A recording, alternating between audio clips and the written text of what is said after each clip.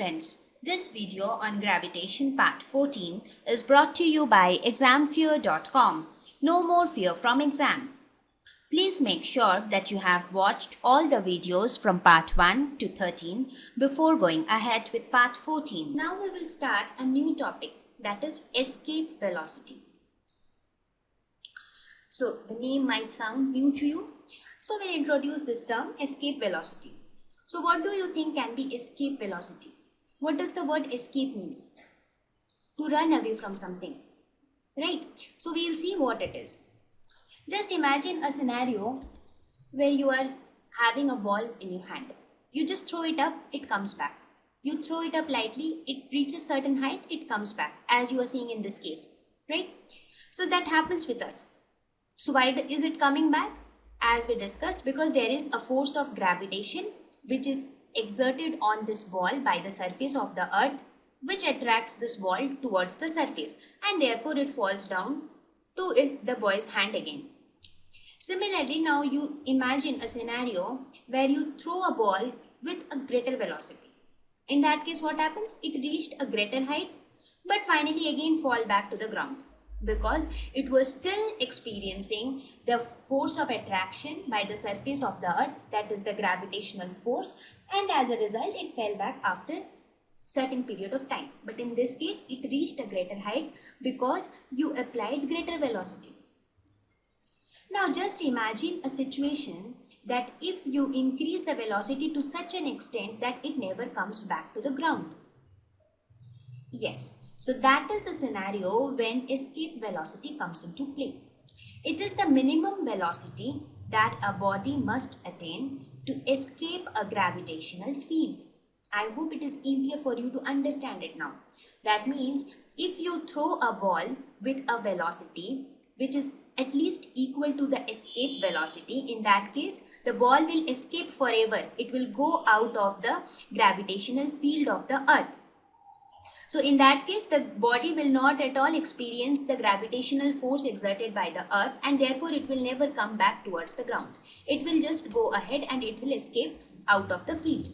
So this velocity is known as escape velocity. Now you are also understanding why do we call it escape velocity? Because a body, when attains this value of velocity, escapes from the gravitational field. So just see, if you apply a velocity to this ball which is equal to escape velocity, it will just go out of the gravitational field of the earth. It will never come back to the ground. So now we will see in terms of physics, how do we define escape velocity? I mean, this is what the basic definition of escape velocity is. Now we will see mathematically how do we define escape velocity. So here we will find out a mathematical expression for escape velocity. Let us suppose this is the ball. So this is the initial position of the ball, right? Now we assume that it is thrown with escape velocity. The initial velocity which is given to this ball is equal to the escape velocity such that it goes and never comes back. So what would be the final position of the ball? The final position would be infinity, because we don't know where will it go, right? So that would be beyond our scope. So the initial position is this and the final position is infinity. So with this assumption, we will now start to get an expression for escape velocity. So let us suppose that at the final position, we will calculate, what we will basically do here is we will calculate the total energy at the final position.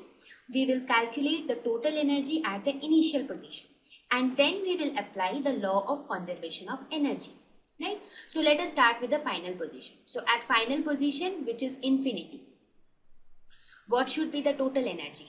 Total energy at infinity should be equal to kinetic energy at infinity plus potential energy at infinity, right? So we will find out the values of each of them. So what would be the value of kinetic energy at infinity? It would be half mvf square. Let us assume that initially the velocity was vi at this position, and at final position, that is infinity, where we don't know what it is, we are assuming simply that it is some velocity, say vf. So the kinetic energy at infinity is half mvf square. What would be the potential energy at infinity? This would be, as I told you, the expression for potential energy, that is minus gmm, that is minus g m1 m2 by r. What is this m1? This is nothing but the mass of the earth. And what is this m2? M2 is the mass of the ball. I mean, this small m is mass of the ball. So this plus V0. This is how we defined potential energy. Now this V0 is nothing but the zero of potential energy, which we are assuming that at the surface the potential energy is zero. So this term is always zero. How about this term? What would be the potential energy? Please remember that the final position is at infinity. That means R is infinity, because R denotes the position of the object, right? So if R is infinity, so 1 by infinity would be 0. That means the potential energy at infinity is 0, right? Therefore, we found that the total energy at infinity is equal to half mvf square.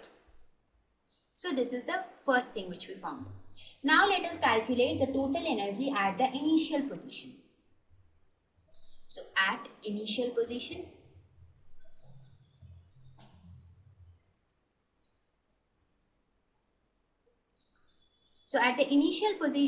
the kinetic energy would be equal to half mvi square, right?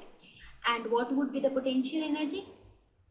The potential energy at the initial position would be minus g m1 m2 by r. What would be the value of r here? That would be, because this, as I told you before also, this r is nothing but the distance from the center of the earth, right? So let us suppose that this point where he is holding and where he is sitting, this is the surface of the earth, right? This is the earth's surface, and at this point he is holding the ball. So what would be this height? That means the height of the ball from the earth's surface is nothing but, let us suppose it is h. So that means the distance of the ball from the center of the earth would become Re plus h, right? So this is the potential energy plus V0, which we again assume to be 0. So this is the potential energy. So therefore, at the initial position, the total energy is equal to half mvi square plus minus g m1 m2 by Re plus h.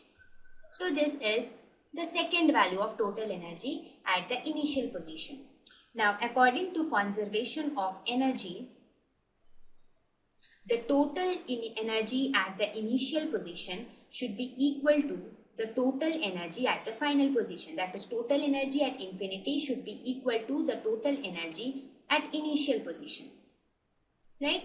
Now let us equate the values which we got here. So total energy at infinity was half mvf square, and total energy at initial position is half mvi square minus g into m1 m2 by Re plus h. Now from this we can see that if you look at the left hand side of this equation, this value, that is kinetic energy, this value has to be positive. This value can never be negative, right? Because it is half mvf square. No way the velocity can be negative, no way the mass can be negative. So this entire value, the kinetic energy, will always be positive. Therefore, we see that LHS has to be positive always. It can never be negative. Now, since the left hand side and the right hand side has to be equal, that means whatever we have on right hand side, that is half mvi square minus g capital M small m divided by Re plus h. This value has to be greater than or equal to 0. That means this value also can never be negative, because left hand side has to be right hand side, right? Now left hand side can never be negative means the right hand side can also never be negative. So this value will always be greater than equal to 0. Now we want to see the scenario where we want to calculate the minimum value of initial velocity. right? So for that case, we will only consider the scenario when this is equal to 0. So we can say that half mvi square is equal to gmm divided by re plus h. So this m and m will cancel. So we get vi square is equal to 2gm divided by re plus h. Now here we make a small assumption. We assume that the ball is thrown from the earth's surface. Because initially when we started this derivation, we assumed that the ball is thrown from some point which is at a distance h from the surface of the earth. That means if this was the earth's surface, so this was the height from which the ball was thrown. In this case, let us assume that height h is very small when compared to the radius of the earth, because earth being very huge, this distance will not make much difference. So we can say that re plus h, we can write it as re, because h is a very small quantity. So a very small quantity when added to a very huge quantity, the result will almost be the same. So re plus h is approximately equal to re. Therefore, we find vi square is equal to 2gm divided by re, or we can say that vi is equal to root over 2gm divided by re. That means this is the value of initial velocity at which the object will never come back to the surface of the earth. Right? Because in this case, we started our assumption thinking that the object will start from initial position and it will end up in a final position, that is infinity. So the object is not coming back. So we start with that assumption and we reached that the value of initial velocity should be this if we want that condition to be true. That means if we want the final position of an object to be infinity, then the initial velocity should be this value. So this is nothing but escape velocity. This initial velocity is the escape velocity. Now we can also write escape velocity in terms of acceleration due to gravity in terms of small g. How is small g related to capital G? Small g is nothing but capital G m divided by re square.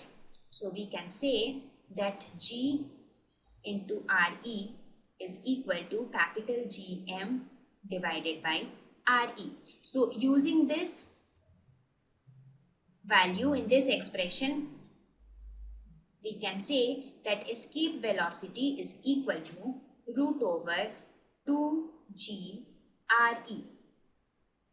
So this is the value of escape velocity. So we found that we can get an expression for escape velocity in terms of universal gravitational constant or in terms of acceleration due to gravity. So basically escape velocity is nothing but the initial velocity which when given to an object, the object will go to infinity and it will never come back to the surface of the earth. Thank you. Please visit examfear.com to watch free educational videos, try free online tests, get the best quality study materials, study from the best tutors and mentors, and much more. Thank you once again.